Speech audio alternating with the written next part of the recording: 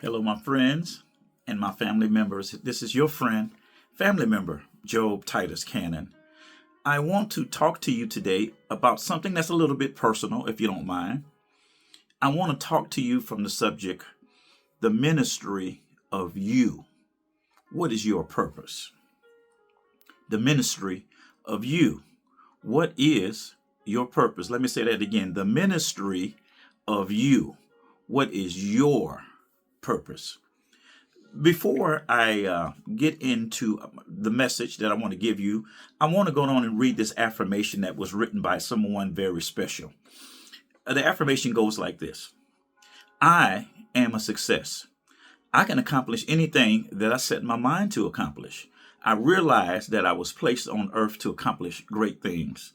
I have determined that while I'm here, I will be the greatest individual that I can. There is no limit to what I can achieve. There's no limit to what I can accomplish. There's no limit to what I can overcome. The only person that can stop me from being great is myself. Therefore, I have concluded that I might as well win. My brothers and sisters, that affirmation was written by yours truly, whom other organizations have adopted in other states, other counties. And this affirmation is based upon two scriptures that I want to give you today. The first scripture comes from Philippians 4:13. It says, I can do all things through Christ who strengthens me. The other scripture comes from Romans 8:28, and it says, we know that in all things God works for good with those who love him, those who he has called according to his purpose. I believe, my brothers and sisters, in all my heart, God has created everyone on earth for a specific purpose. Many people that they feel that they just, here and they just exist. But I believe in all my heart that God has a specific purpose in ministry for everyone, especially those who are believers. But I believe that if God has allowed you to be born, that God has not only given you a purpose, but you have been endowed with a gift and or talent. In addition, that gift or talent is implanted in you to be a blessing to someone else. When I talk about gifts and talents, many people in the church as well as outside the church feel that these gifts and talents mainly involve preaching, pastoring, teaching, singing, things of that nature. But there are other gifts and talents that God gives people that are not in church, that are not church related, but you can display them and they are just as important as the church gifts. Now, let me explain. The Bible talks about the gifts of the Spirit in 1 Corinthians 12:4-11. These gifts involve the following, wisdom, knowledge, faith, healing, miracles, prophecy, discernment of gifts, various tongues, interpretations of tongues.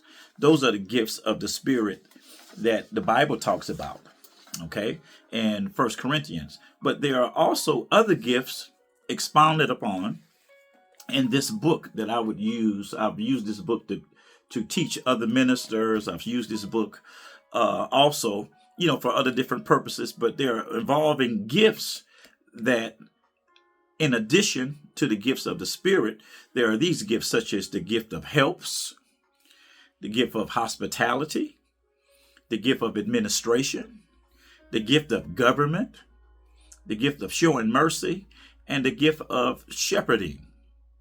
This book expounds on other gifts that are practiced, but not necessarily in the church, but outside the church, which is really the most important part. Why? Because there are people that don't go to church, but still need your help, your ministry, and your purpose.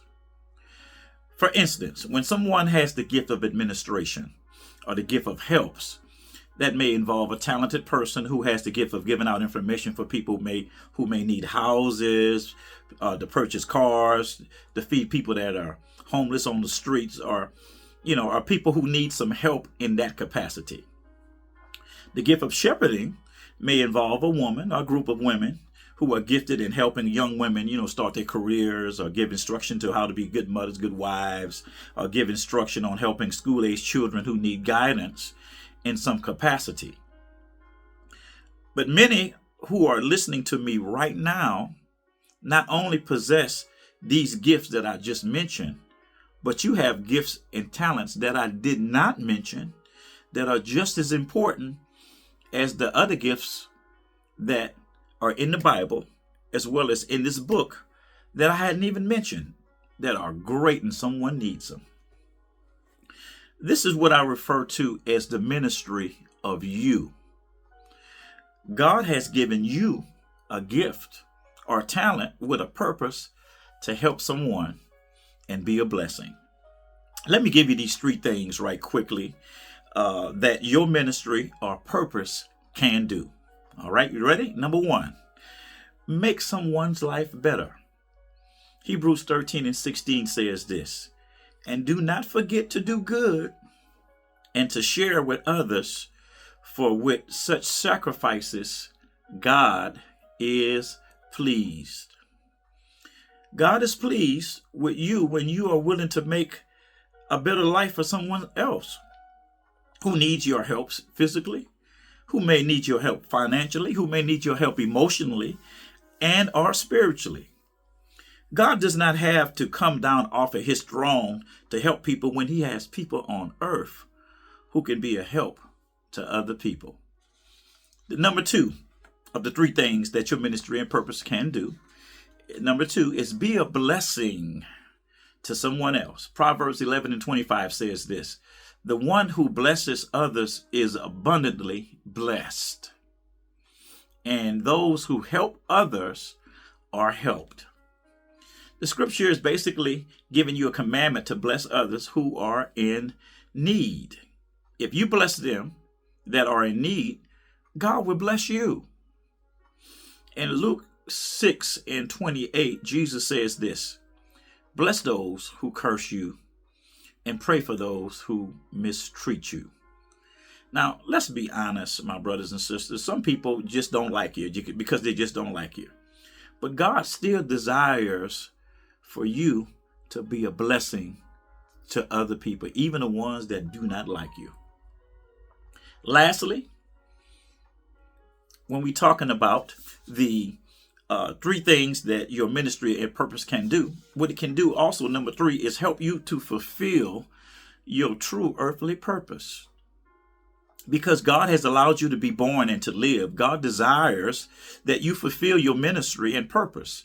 Romans 8:28, as we just mentioned before, we know that in all things God works for the good with those who love him and those who has been called according to his purpose. To some people, you may be the only Bible that they read. If you fulfill your purpose, you not only display God's love, but you show other people the ministry that God has in you. Jeremiah 29:11, one of my favorite scriptures, says this, I alone know the plans that I have for you, plans to bring you prosperity and not disaster, plans to bring about the future you hoped for.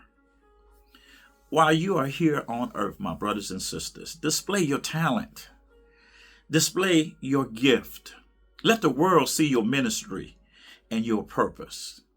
Then you can rest easy knowing that you did what God has equipped you to do. God bless you.